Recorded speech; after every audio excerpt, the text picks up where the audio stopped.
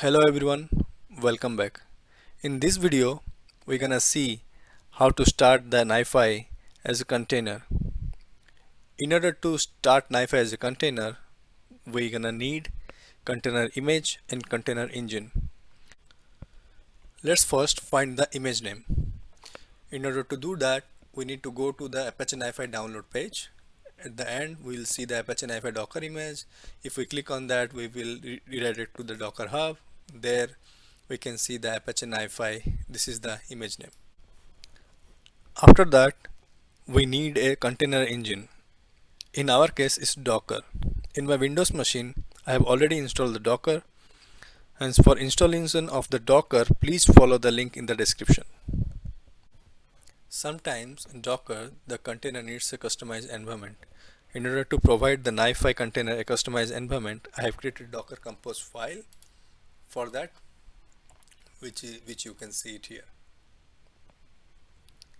Here we have specified the image name and its version. I have chosen the latest version, the container name, the ports which I have customized it, which will be running on 8181, and with that I have also mounted the configuration folder for the container. This will persist the configuration to my file system.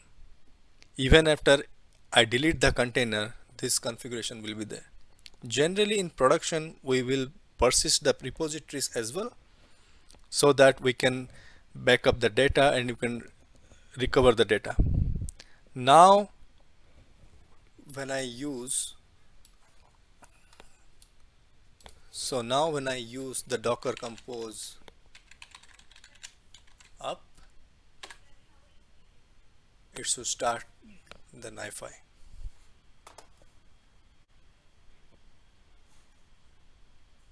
It will take few minutes to start whole NiFi bundle.